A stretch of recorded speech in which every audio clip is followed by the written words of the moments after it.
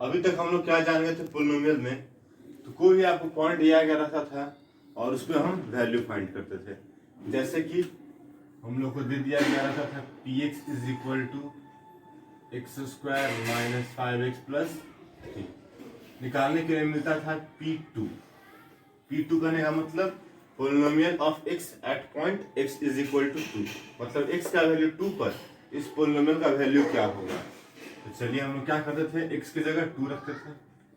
2 का square minus 5 into 2 plus 3, 2 का square 4 हुआ minus 10 plus 3, 4 plus 3 7 minus 10, answer हो गया मेरा -3। यानी p2 पर इसका वैल्यू क्या हो जाता है, तो -3 हो जाता है।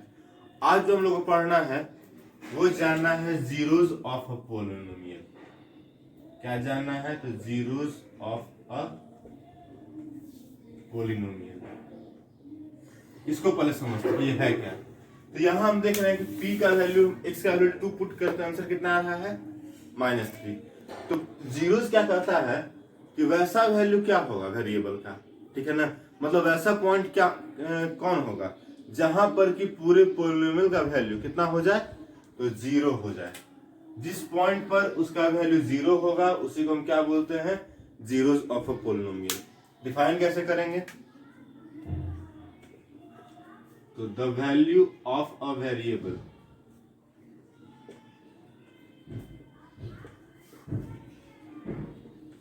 एट विच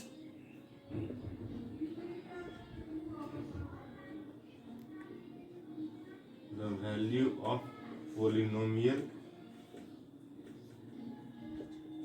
is 0, मतलब उस पॉइंट पर या उस वैल्यू किसका, वेरिएबल का, जहां पर कि पूरे पोलिनोमियल कितना हो जाए, उसका वैल्यू कितना हो जाए, 0 हो जाए। मतलब px का जो वैल्यू हो वो कितना हो जाए, 0 हो जाए।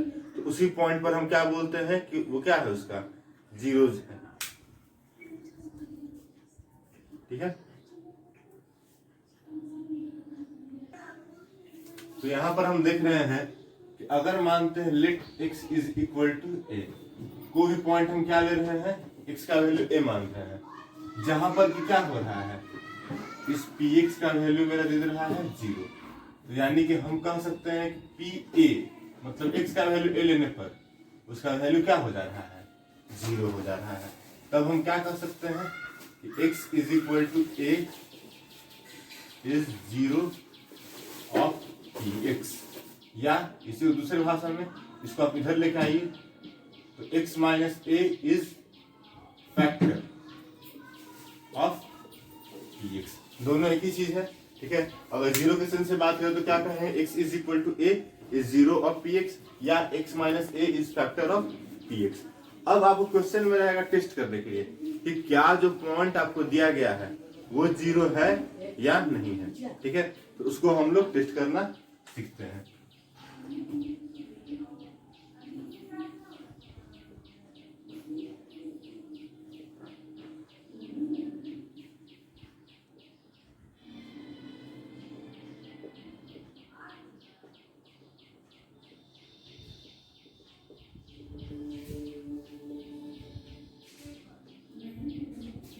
ठीक है, यहां पर आपको पोलिनोमियल दिया गया है px x square minus 5x plus 4। Check करना है कि x का वैल्यू 1 पर और x का वैल्यू 2 पर ये 0 है, बताइए इसका 0 है या नहीं है।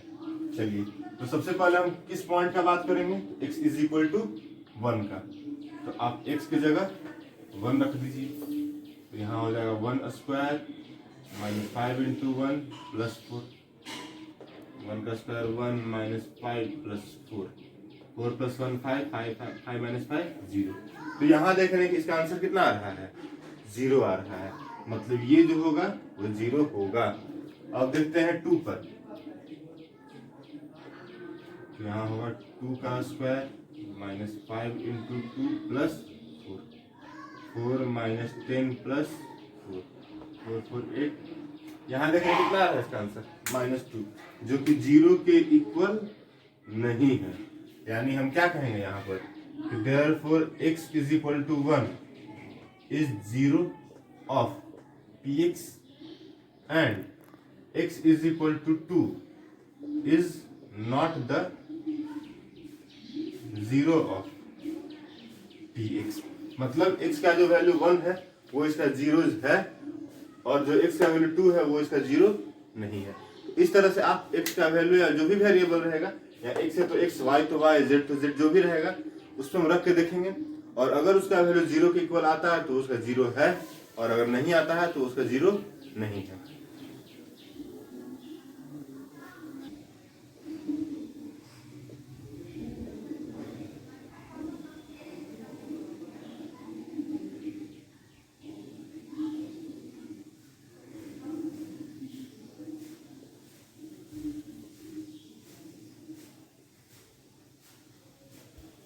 अब जो मेरा टॉपिक है वो determining the number of zeros. मतलब कोई भी आपको पॉलिनोमियल मिला रहेगा, उसको आपको पता करना रहेगा कि उसका जीरोस कितना होगा, 1, 2, 3 या उससे ज्यादा। तो उसको पहचानने का तरीका क्या है, या उसको निकालने का तरीका क्या है।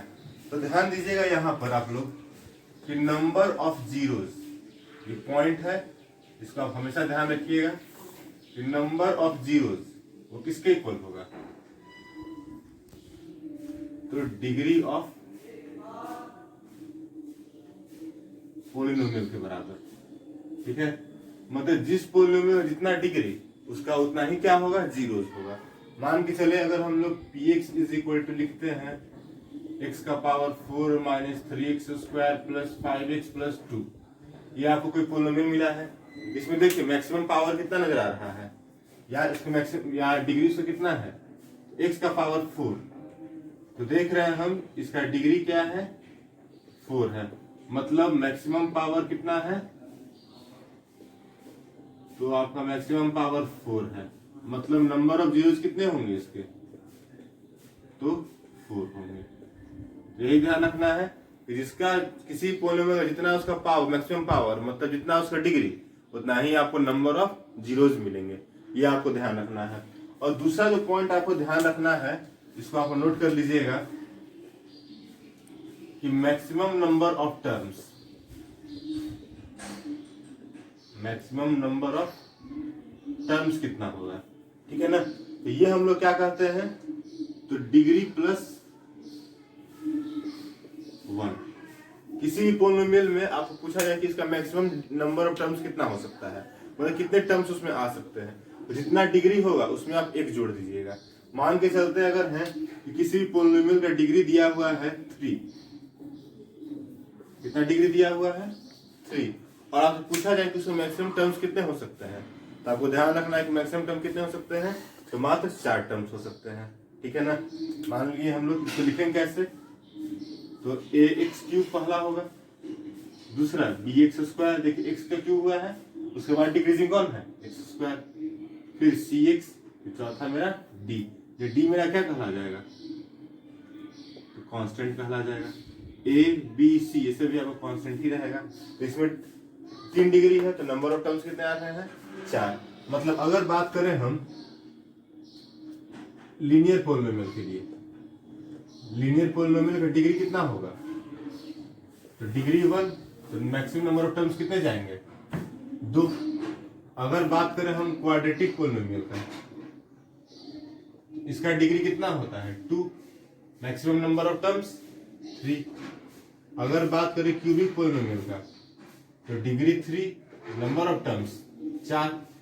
अगर बात करें हम बाई क्वाड्रेटिक का, बाई क्वाड्रेटिक में डिग्री होता है 4, number of terms maximum 5। Quintic polynomial का 5 होता है, तो ये हो जाएगा 6। तो इस तरह से हम देखते हैं कि अगर आपको जितना दिया रहेगा डिग्री उसमें एक जोड़ दीजिएगा, तो आपको क्या निकलेगा, मैक्सिमम नंबर ऑफ टर्म्स। और अगर आपको जीरोस फाइंड करने हैं तो देखना होगा कि उसका डिग्री कितना होगा, जितना डिग्री उतना ही आपका जीरोस होता है। क्लियर।